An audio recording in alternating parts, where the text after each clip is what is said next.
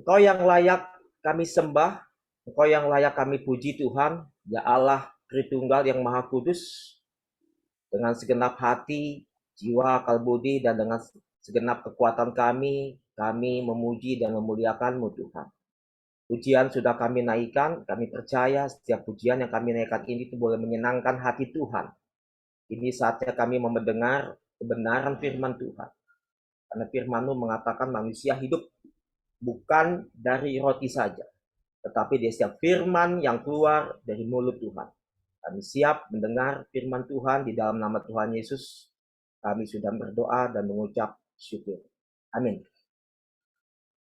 Saya sudah dijadikan co-host, sudah ya? Bisa langsung share, Pak. Sudah ya. Oke.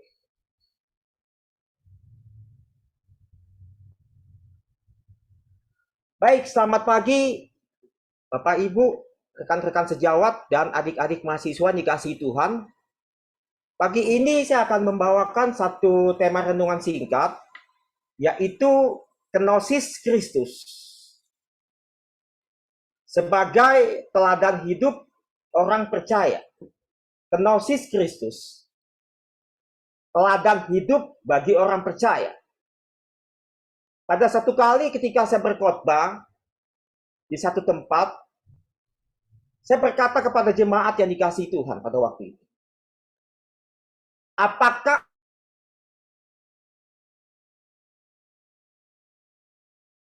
siapa memiliki seorang figur atau teladan yang sampai detik ini engkau ikuti? Mereka berkata, oh ya ada Pak, orang tua saya. Oh ya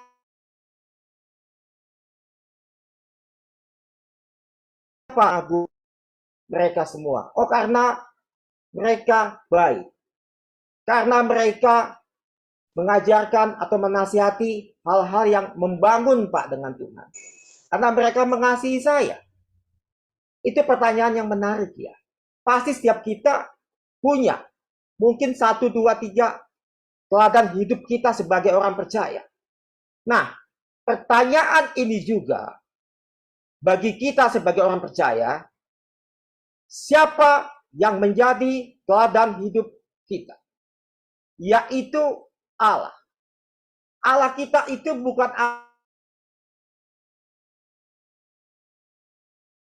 seperti keyakinan di luar.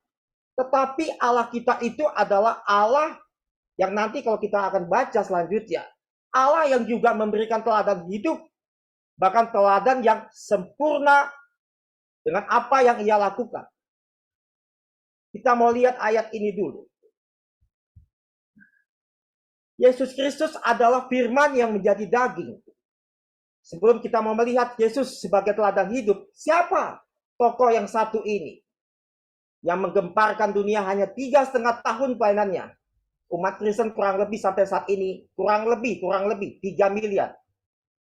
Di dalam Yohanes 1 ayat 14 sampai 18 dikatakan bahwa firman itu telah menjadi manusia. Firman itu telah menjadi manusia dan diam di antara kita.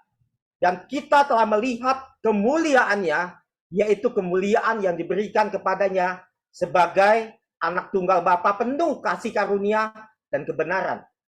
Yohanes memberi kesaksian tentang dia dan berseru katanya, inilah dia yang kumaksudkan ketika aku berkata, kemudian daripada aku akan datang dia yang telah mendahului aku, sebab dia telah ada sebelum aku. Karena dari kepenuhannya kita semua telah menerima kasih karunia demi kasih karunia. Sebab hukum Taurat diberikan oleh Musa, tetapi kasih karunia dan kebenaran datang oleh Yesus Kristus.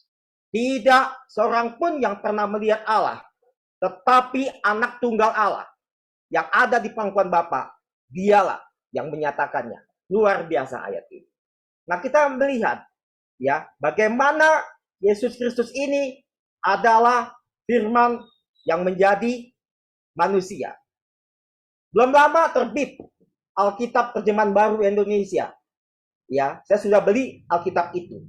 Kalau dalam terjemahan yang lama dikatakan pada mulanya adalah firman. Firman itu bersama-sama dengan Allah. Saya berharap mahasiswa bisa membeli ya Alkitab dengan terjemahan yang terbaru saat ini. Dikatakan di sana, pada mulanya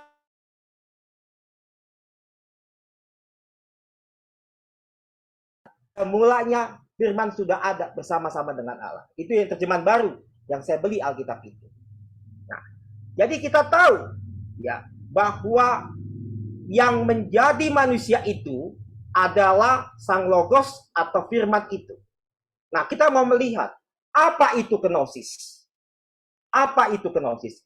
Ya, saya mengutip dari Kamus Gereja dan Teologi Kristen BPK Gunung Mulia.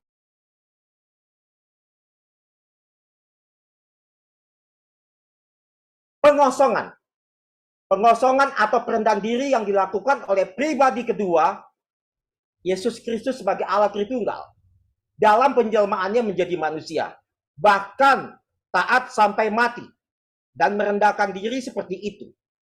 Tidak berarti kodrat ilahinya ditinggalkan.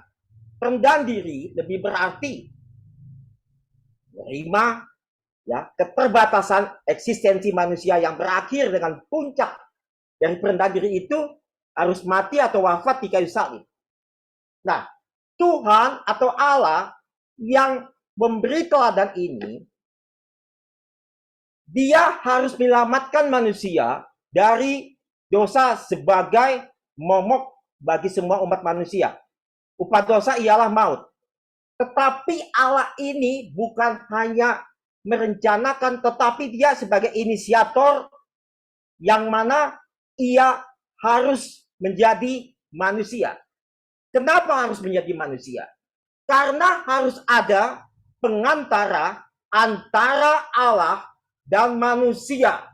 Kalau dulu di Perjanjian Lama ada imam besar di tabernakel yang ada halaman, ruang kudus, ruang maha kudus, itu hanya satu kali imam besar mempersembahkan korban keselamatan.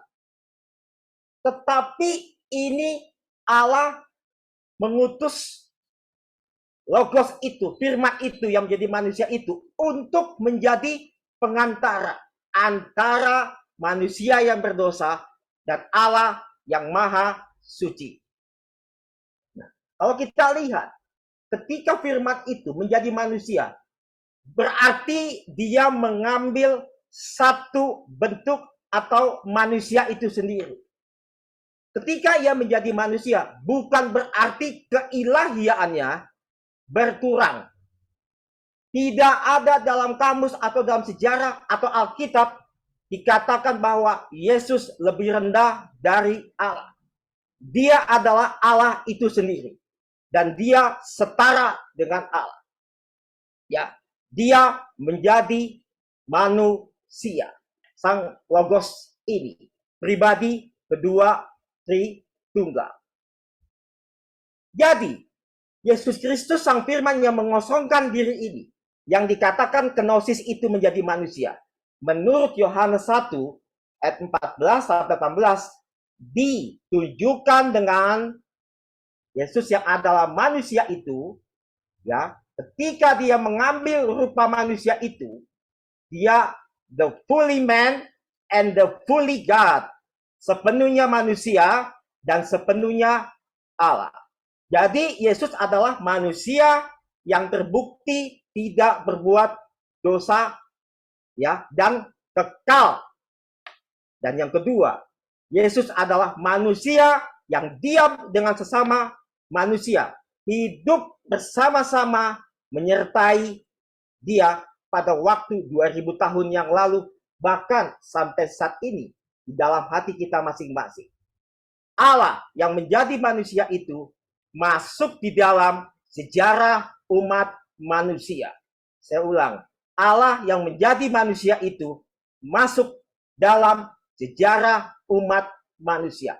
Berarti apa? Kalau dia masuk dalam sejarah umat manusia, dia bukan hanya punya misi untuk menyelamatkan manusia itu dari kematian atau dari hukum dosa itu, tetapi dia mau memberikan contoh teladan hidup yang kita harus ikuti. Dia mau memberikan contoh teladan hidup. Ini luar biasa. Allah yang adalah pencipta tetapi mau menjadi manusia, atau bahasa yang dikenal inkarnasi, dan dia mengosongkan dirinya. Inilah pemahaman tentang pengampunan dosa atau karya Allah itu di dalam kekristenan. Nah, kita mau melihat di mana Allah ini sebagai kenosis itu, sebagai teladan hidup itu. Paulus menulis dalam Filipi 2 ayat 5 sampai 8. Hendaklah kamu dalam hidupmu bersama menaruh pikiran dan perasaan yang terdapat juga dalam Kristus Yesus, yang walaupun dalam rupa Allah tidak menganggap kesetaraan dengan Allah itu sebagai milik yang harus dipertahankan, melainkan telah mengosongkan dirinya dan mengambil rupa seorang hamba dan menjadi sama dengan manusia. Dan dalam keadaannya sebagai manusia, ia telah merendahkan dirinya dan taat sampai mati, bahkan sampai mati di kayu salib. Kata ini hanya muncul di Filipi 2. Ya, mengosongkan dirinya. Tadi dikatakan kenosis. Yang dikatakan mengosongkan dirinya muncul di sini kalimat ini. Dan mengambil rupa seorang hamba. Kita perhatikan nih, yang King James Version, ini lebih menarik. But made himself of no reputation. Tetapi ya, dia telah menjadikan dirinya no reputation, tidak ada reputasi, nol, mengosongkan dirinya. And took upon him, dan mengambil baginya seorang pelayan, and was made in the likeness of man. Dan dikatakan di sana bahwa ia menjadi sama dengan kita. Dikatakan di sana bahwa ketika ia mengosongkan dirinya, mengambil rupa seorang hamba, dikatakan bahwa disitulah Allah menjadi manusia, mengosongkan dirinya. Padahal dia itu adalah Allah itu sendiri, Yesus. Kita bersyukur lewat karya Allah ini, kita akan melihat bagaimana teladan hidup yang ia berikan kepada kita sebagai orang percaya. Nah, apa yang mau kita pelajari dari Yesus Sang Kenosis ini yang menjadi teladan hidup orang percaya satu-satunya? Kita mau melihat. Yang pertama, dia beradaptasi dengan lingkungan. Istilah lain yang digunakan dalam Alkitab, tadi saya sudah ulas di Filipi 2, mengosongkan dirinya. Jadi Allah ketika mau memulai misinya untuk menyelamatkan manusia, Allah harus menyesuaikan dirinya dengan keadaannya. Ia harus jadi manusia. Ia harus jadi manusia. Untuk apa? Untuk menjadi pengantara antara umat berdosa, orang berdosa, dengan Allah yang maha suci itu. Allah menempatkan dirinya, menyesuaikan, beradaptasi dengan lingkungan, mengosongkan dirinya.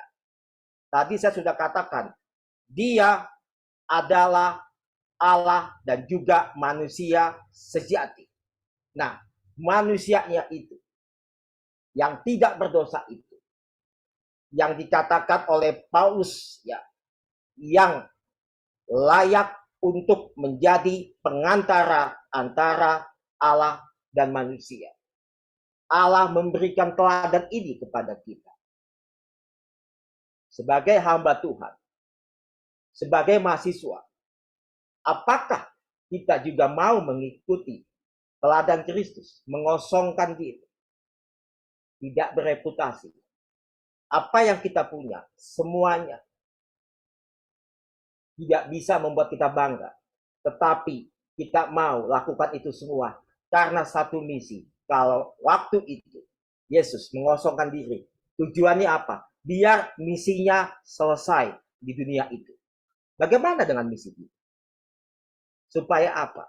Supaya kita menyenangkan Allah yang sudah menyelamatkan kita.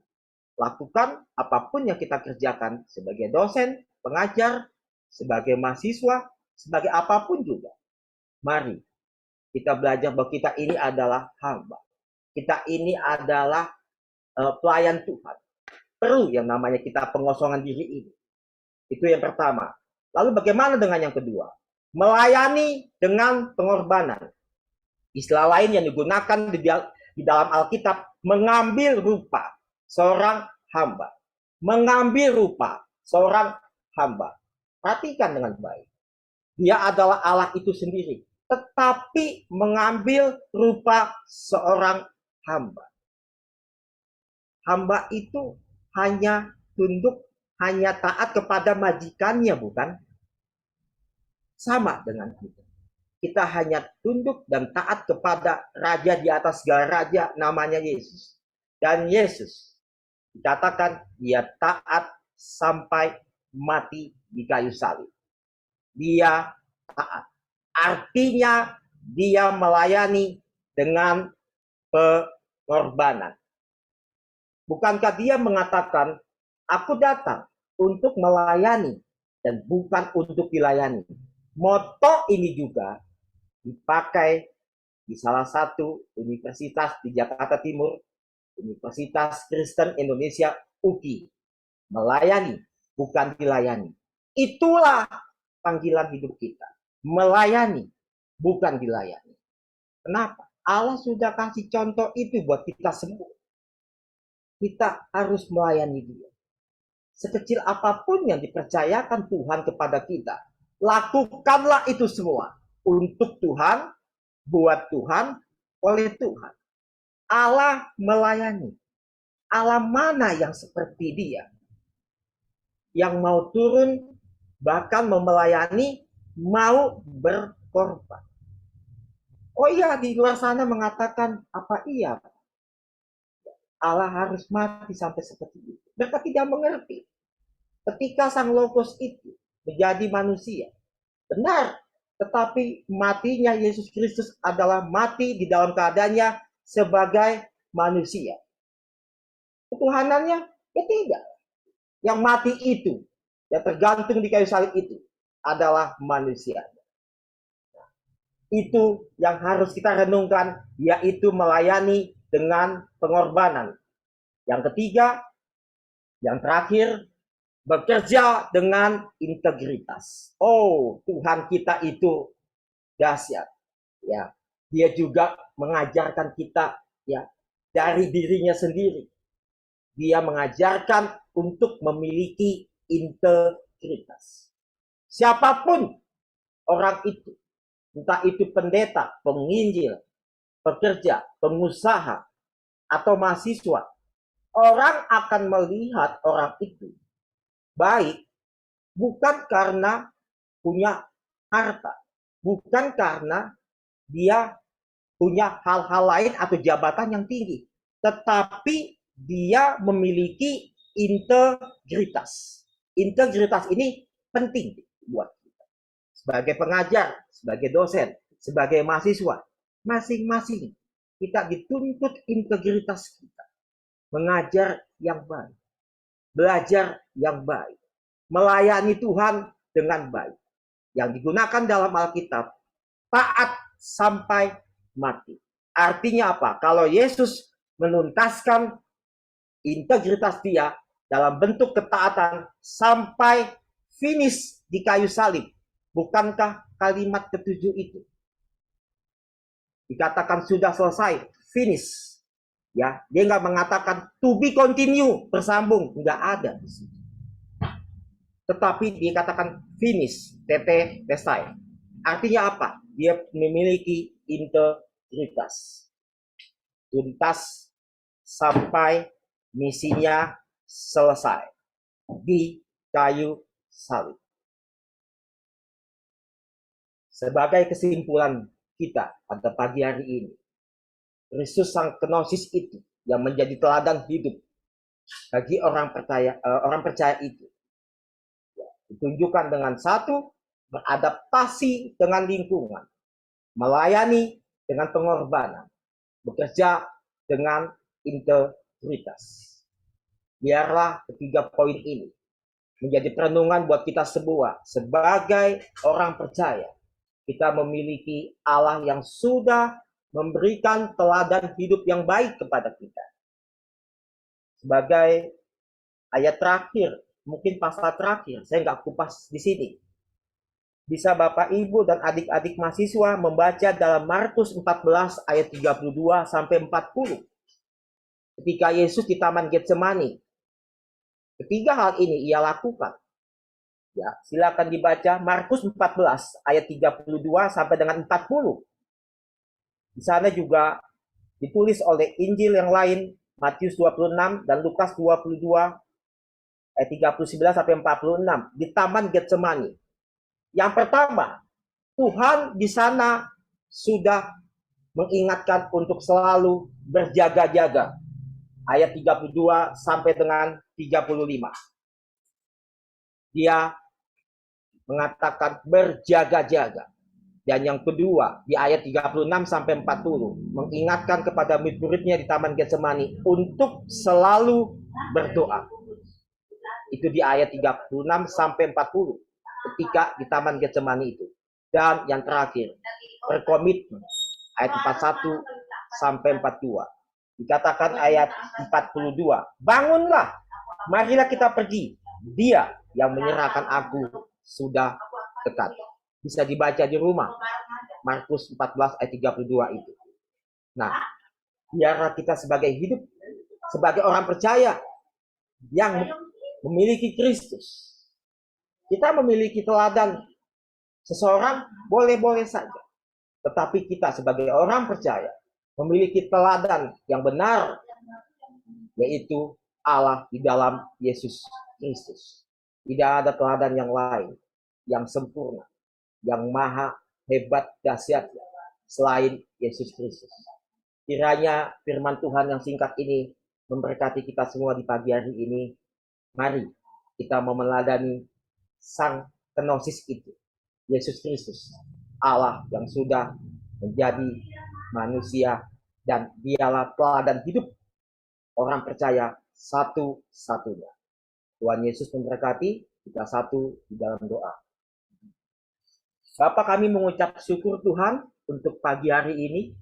Terima kasih untuk firman yang sudah disampaikan bagaimana Yesus Kristus, sang kenosis itu menjadi standar teladan hidup orang percaya, termasuk kami Tuhan. Tuhan sudah memberikan teladan hidup yang baik bagi kami.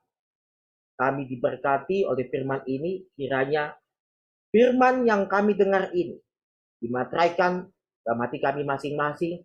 Kami diingatkan untuk melihat teladan Kristus. Dan kami harus ikuti teladan itu. Terima kasih Tuhan, suara hamba-Mu selesai sampai di sini, tapi Roh Kudus terus berbicara dalam hati nurani kami, mengingatkan firman ini, dan melakukannya Tuhan, buat hidup kami. Terima kasih, dalam nama Tuhan Yesus kami sudah berdoa dan mengucap syukur. Amin. Saya kembalikan kepada